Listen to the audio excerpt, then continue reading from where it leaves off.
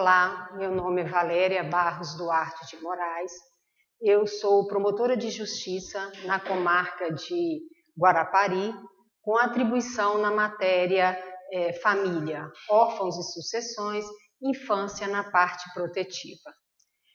Antes de começarmos, eu quero agradecer o convite feito pelo CEAF e pelo Centro de Apoio da Infância e Juventude para participar desse curso online para conselheiro tutelar.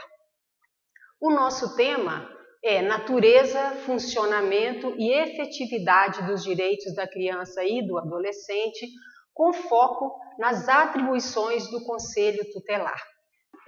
Antes de começarmos o nosso tema, é importante ressaltar que a nova ordem jurídica estabelecida pela Constituição de 1988, ao eleger a doutrina da proteção integral como a mola mestra nas questões atinentes à criança e ao adolescente, deu uma nova feição à matéria infanto-juvenil, diametralmente oposta à legislação anterior.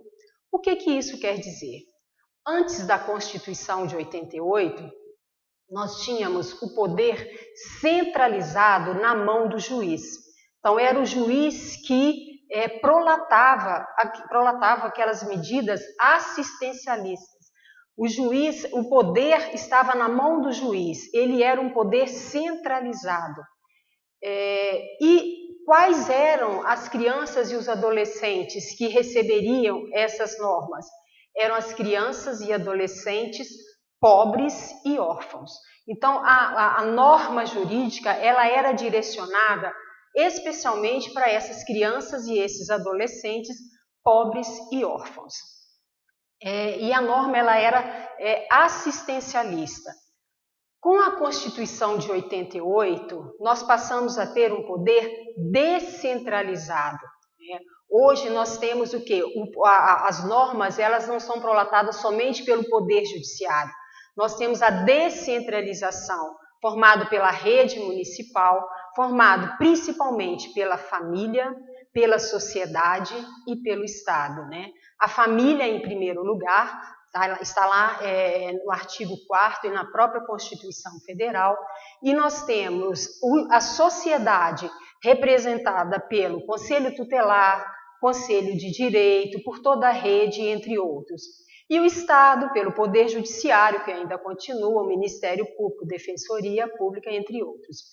Então, hoje, o que nós temos é essa realidade, é a Constituição de 88, descentralizando o poder e, nessa descentralização, tendo a família, a sociedade, o Estado, nós temos o quê? Que a sociedade, ela elegeu também o Conselho Tutelar para a aplicação desses direitos e dessas garantias das crianças e do adolescente. Então, lá na nossa natureza, funcionamento e efetividade do direito, a gente tem o conceito, lá no artigo, no conceito do Conselho Tutelar, lá no artigo 131 da Lei 8.069 de julho de 1990. Lembrando que vocês já tiveram nas aulas passadas o Estatuto, a Lei 8.069, ele é um microsistema, eu até coloquei aqui para vocês fazerem uma leitura depois, ele é um microsistema com abrangência em regras processuais, instituindo penas, estabelecendo normas de direito administrativos e princípios. Então, o Estatuto da Criança, ele engloba todo esse microsistema. Isso por quê? Porque nós temos agora a doutrina da proteção integral, certo? Diferente da doutrina da situação irregular, em que a proteção ela era eminentemente assistencial. Então, voltando no conceito do Conselho Tutelar, nós temos o seguinte, o artigo 131 do Estatuto. Institui como órgão permanente e autônomo, não jurisdicional, encarregado pela sociedade de zelar pelo cumprimento dos direitos da criança e do adolescente definidos nessa lei. Então, nós precisamos de entender cada uma dessa palavra, do que está escrito aí no artigo 131. O que seria esse órgão permanente? Então, com a Constituição de 88, tem-se que o Conselho Tutelar, uma vez criado, ele não pode mais ser extinto. Né? Nós temos de 4 em 4 anos a eleição do Conselho Tutelar, mas nós temos o quê? A mudança somente dos membros, somente dos conselheiros tutelares é que nós vamos ver a alternância. Mas, uma vez criado, o Conselho Tutelar, ele não pode mais ser extinto. Então, por isso é que ele é um órgão permanente. Autônomo. Autônomo quer dizer que o Conselho Tutelar, ele não está vinculado, ele não está subordinado hierarquicamente a nenhum outro órgão. Então, o Conselho Tutelar, ele não está subordinado, mas ele está vinculado ao Poder Executivo. Como que isso funciona? Isso quer dizer o seguinte, que no dia a dia, nas deliberações para promover as medidas protetivas para as crianças e os adolescentes, o Conselho Tutelar, ele tem independência funcional. Ele não precisa de se reportar a nenhum órgão para decidir qual a melhor medida para aquele caso concreto. Então, por isso é que ele tem independência funcional, mas ele está vinculado à administração, ao Poder Executivo nas matérias administrativas, que é o seu salário, férias, né? Os direitos estabelecidos no próprio estatuto que todo conselheiro tem ao tomar posse. Então, uma coisa é independência funcional nas deliberações, né? Lembrando sempre que o Conselho Tutelar é um órgão colegiado e, sendo colegiado, os conselheiros tutelares precisam se sentar para analisar os casos, porque a decisão é uma decisão colegiada. Eles vão deliberar sobre aquele caso de uma forma colegiada. Então, isso quer dizer autônomo, não jurisdicional. Então, há aquelas decisões, né, aquelas deliberações do Conselho Tutelar são atos administrativos, eles não são jurisdicionais. Então, o Conselho Tutelar, quando ele delibera e aplica uma medida, isso é um ato administrativo. Não quer dizer com isso que, mesmo com toda independência funcional, mesmo não sendo um órgão jurisdicional, não quer dizer que as decisões do Conselho, as tomadas de decisões do Conselho Tutelar não podem ser reformadas. Elas podem ser reformadas pelo próprio Poder Judiciário. O próprio artigo 137 do Estatuto, ele diz o seguinte: as decisões do Conselho Tutelar somente poderão ser revistas pela autoridade judiciária a pedido de quem tenha legítimo interesse. Então, se alguma pessoa, se algum órgão não ficou satisfeito com aquela decisão do Conselho Tutelar, né, com aquela medida aplicada, se o pai, se o diretor da escola, se eles não ficaram satisfeitos com aquela tomada de decisão, eles podem sim pedir essa revisão no órgão jurisdicional, no juiz, na vara da infância e juventude da sua cidade, né? Outra questão, encarregado pela sociedade de zelar pelo cumprimento dos seus direitos da criança e do adolescente definidos nessa lei. Então, quando eu disse para os senhores que a sociedade elegeu um conselho tutelar, para quê? Para que ele seja encarregado de cumprir os direitos da criança e do adolescente. Lembrando sempre, os senhores já viram, cada município brasileiro deve ter pelo menos um conselho tutelar, né, instituído por lei e composto por 5 membros. Uma questão interessante que eu queria passar com os senhores, depois nós vamos voltar nesse último slide, é que os senhores precisam, para que possam trabalhar como conselheiro tutelar, é muito importante que os senhores saibam a definição do que é uma criança e o que é o adolescente. Então, para que o conselho tutelar possa, no dia a dia, desempenhar bem a sua função, dentro daquilo que diz o Estatuto, ele precisa saber a diferença do que é uma criança e o que é um adolescente. Criança é uma pessoa de até 12 anos incompleto, e adolescente, pessoa entre 12 e 18 anos de idade. Isso quer dizer se chegou uma criança, a mãe levou o seu filho no conselho tutelar, e se ele já tem 12 anos de idade, ele é um adolescente. Se ele tem 11 anos, ele ainda é uma criança. Da mesma forma, se ele tem 12 anos, ele é um adolescente. Se ele já completou 18 anos, ele já não é mais um adolescente. Por que é importante a gente saber a definição do que é criança e do adolescente? Primeiro, é importante que todo conselheiro tutelar, antes de começar a tomar posse e durante o exercício de suas funções, faça uma leitura no Estatuto da Criança e do Adolescente, para que vocês possam entender todos esses conceitos que estão aqui, todas essas garantias das crianças estabelecidas na lei.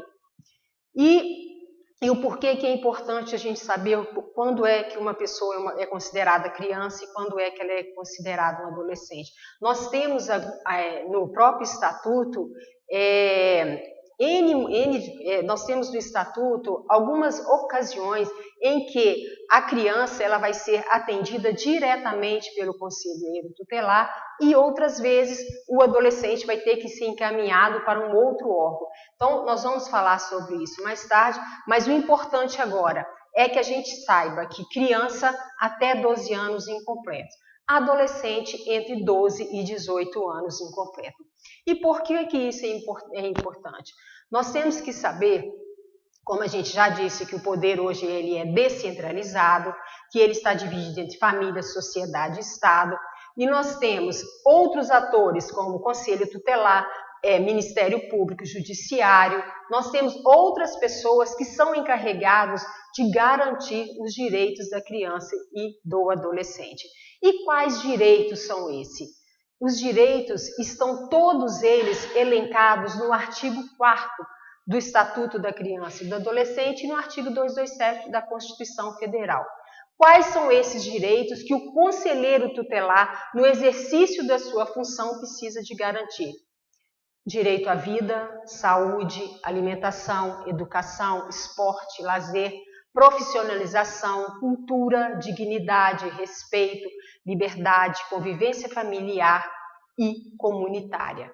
E dentre todos esses direitos que eu acabei de ler para os senhores agora, a gente tem que saber que a criança e o adolescente ele tem primazia de receber proteção e socorro em qualquer circunstância, precedência de atendimento nos serviços públicos ou de relevância pública, preferência na formulação e na execução das políticas sociais públicas, destinação privilegiada de recursos públicos nas áreas relacionadas com a proteção à infância e juventude. E quem vai garantir esse direito? Quem vai garantir esse direito é a família, a sociedade, o Estado. A sociedade sendo representada também pelo Conselho Tutelar. Então, os conselheiros tutelares, eles precisam garantir esses direitos para quem? Para todas as crianças. Lembrando que quando nós falamos todas as crianças em relação ao Conselho Tutelar, nós vamos ver nos próximos slides que são crianças e adolescentes em situação irregular que serão atendidas pelo Conselho Tutelar. Mas todas as crianças, mesmo aquelas que não estejam em situação irregular, elas têm a proteção do Estatuto. Todas elas têm direito à vida, saúde, alimentação, educação, esporte, lazer e as outras. Lembrando também, com relação à primazia de receber proteção e socorro em qualquer circunstância, nós temos que lembrar que toda criança ela tem a preferência quando mais de uma pessoa precisa de ser atendida em situação de risco, a criança ela tem a primazia de receber essa proteção em primeiro lugar. Tá? Ela tem a precedência do atendimento nos serviços públicos. E quem vai garantir esses atendimentos? O Conselho Tutelar. Tá? Dentro das suas atribuições que nós vamos ver daqui a pouco.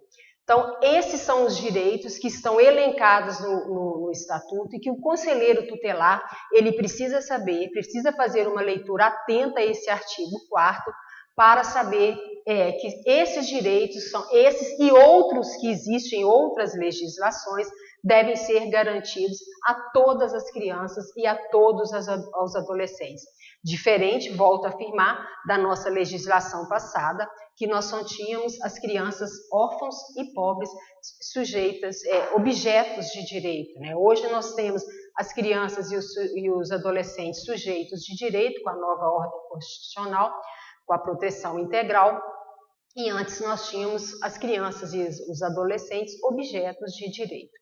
Então esses são os direitos. E como é que o Conselho Tutelar ele vai garantir vai promover esses direitos, né? Porque é sempre bom lembrar que o Conselho Tutelar, nós vamos ver nos outros slides, ele sempre promove esses direitos. Ele não tem que executar, ele tem que promover esses direitos. E como o Conselho Tutelar vai promover? No artigo 136, ele elenca as atribuições do Conselho Tutelar. Então, primeiro, inciso 1, atender as crianças e os adolescentes nas hipóteses previstas nos artigos 98 e 105, aplicando as medidas previstas no artigo 101, 1 a 7. Os senhores já fizeram esse estudo dessas medidas protetivas, mas só para a gente recordar. Quais serão as crianças e os adolescentes que serão atendidos pelo Conselho Tutelar? Então, são crianças e adolescentes que estão nas hipóteses do artigo 98 e 105. Então, quando o Estatuto ele elencou os direitos das crianças, ele disse que todas as crianças e os adolescentes têm todos esses direitos que estão elencados no Estatuto. Mas as crianças e os adolescentes que serão atendidos pelo Conselho Tutelar são as crianças que estão nas hipóteses do artigo 98 e 105 do Estatuto da Criança e do Adolescente. Quais são essas hipóteses? Artigo 98. As medidas de proteção à criança e ao adolescente são aplicáveis sempre que os direitos reconhecidos nessa lei forem ameaçados ou violados, 1. Por ação ou omissão da sociedade ou do Estado, por falta, omissão ou abuso dos pais ou responsável, em razão de sua conduta. Então, esse primeiro, por ação ou omissão da sociedade ou do Estado. Então, sempre que o Conselho Tutelar, diante de um caso em que ele reconheça que houve uma ação ou uma omissão do Estado, vamos imaginar um exemplo, uma criança fora da escola, uma criança sem um atendimento médico, é uma omissão do Estado. Então, nessas hipóteses, o Conselho Tutelar, então, ele vai promover, né, para que aquela criança possa ser matriculada, para que aquela criança possa ser atendida num posto de saúde. Como? Através de uma requisição que nós vamos ver também. Então, essa é a primeira hipótese. 2, por falta, omissão ou abuso dos pais ou responsável, né? Então, se um pai que espanca seu filho, um pai negligente, todas essas hipóteses são as hipóteses em que o Conselho Tutelar ele vai agir. Muito cuidado, né, com relação a isso, por falta, omissão ou abuso dos pais ou responsável. O Conselho Tutelar tem que entender que tem que realmente haver uma omissão, um abuso, e que aquela criança e que aquele adolescente estão em uma situação de vulnerabilidade, uma situação de risco. Porque o que nós nos deparamos sempre com alguns casos que chegam até a promotoria de justiça? O Conselho Tutelar, muitas vezes, ele é procurado por pais que estão em litígio na vara de família.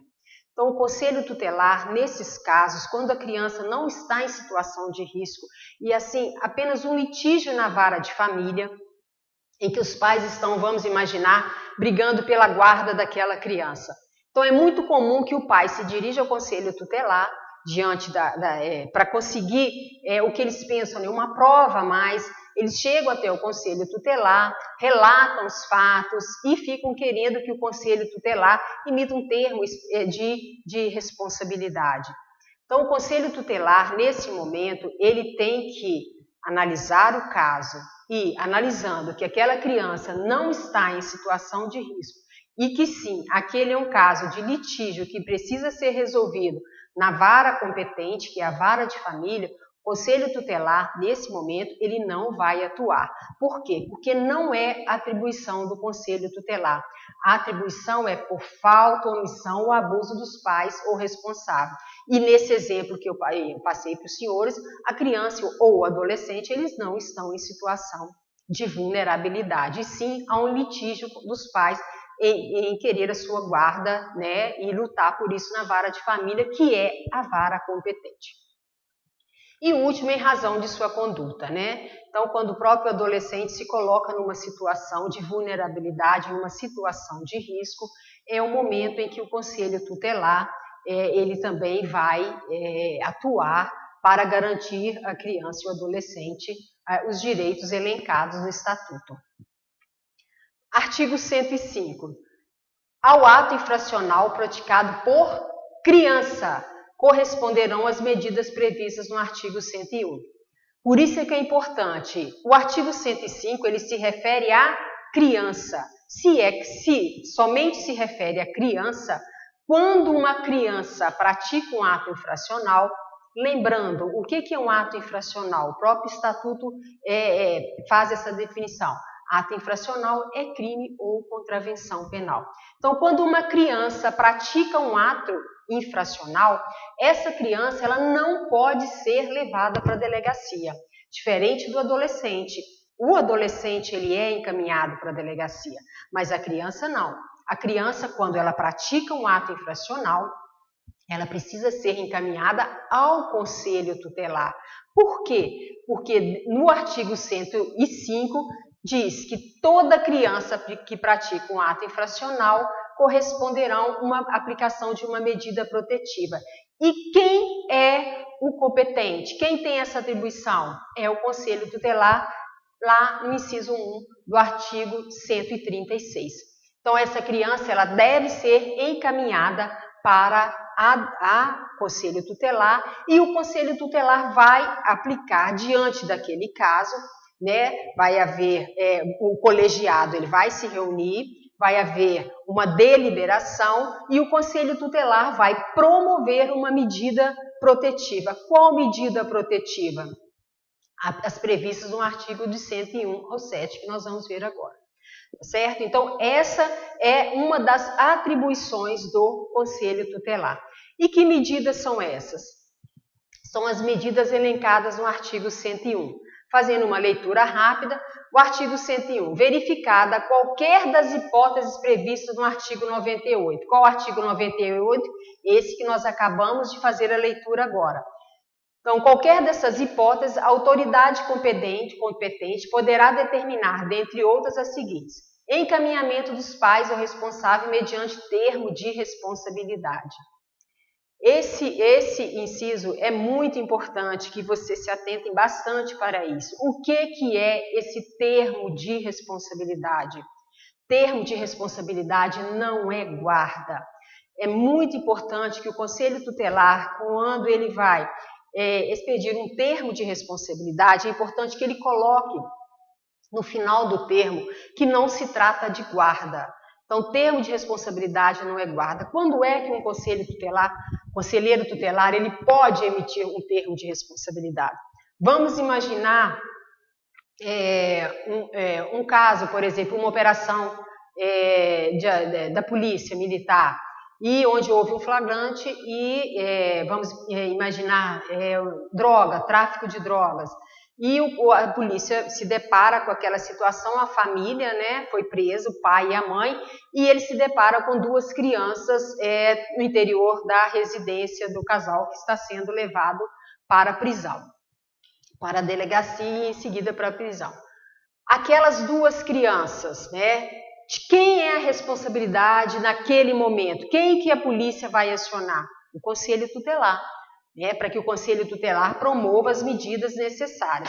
O Conselho Tutelar, diante daquela situação, chegou no local, encontrou as duas crianças, o Conselho Tutelar vai acolher imediatamente, levar para uma instituição de acolhimento? Às vezes não é necessário. A gente tem sempre que lembrar que o acolhimento é uma medida emergencial, uma medida excepcional. Então, diante daquela situação, o conselho tutelar, ele vai procurar familiares próximos àquela criança, né, família extensa, um avô, uma avó. Vamos imaginar que a avó mora no mesmo local, né, próximo ali, né, tem uma relação boa com aqueles netos. O conselho tutelar vai procurar os avós para evitar o acolhimento, ele vai entregar para os avós as crianças naquele momento, para evitar o acolhimento, e ele vai emitir um termo de responsabilidade. Por quê? Porque os avós estão se responsabilizando naquele momento por aquelas crianças. E o conselho tutelar vai acompanhar, até para saber se essas crianças vão ficar muito tempo com esses avós, se realmente os pais vão se manter presos, e diante dessa situação, o conselho tutelar ele vai orientar essa família a se dirigir à defensoria pública, se for necessário, ou a contratar um advogado, né, se assim eles quiserem. E essa família ela vai requerer a guarda dessas crianças, até que os pais possam novamente assumir a guarda dos filhos. Isso é que o conselho tutelar, neste momento, este é um exemplo em que o conselho tutelar vai emitir um termo de responsabilidade para resguardar os direitos daquela criança e para que aqueles avós possam assumir a responsabilidade daqueles netos naquele momento. Por isso é que eu falo, esse termo de responsabilidade, ele nunca pode ser usado em matéria de litígio na vara de família. São nesses casos, quando os pais estão com ação ajuizada na vara de família, eles não podem chegar no conselho tutelar, pedir um termo de responsabilidade porque estão com o filho, sem que os filhos estejam em situação de risco e de vulnerabilidade. Então é isso que o conselho tutelar tem que tomar muito cuidado e lembrar que esse termo de responsabilidade ele vai entregar para aquela pessoa que vai assumir a guarda naquele momento, a responsabilidade daquelas crianças ou adolescentes, e que esse termo somente vai ser emitido quando o conselho tutelar se deparar com uma situação em que a criança e o adolescente estejam em uma situação de vulnerabilidade.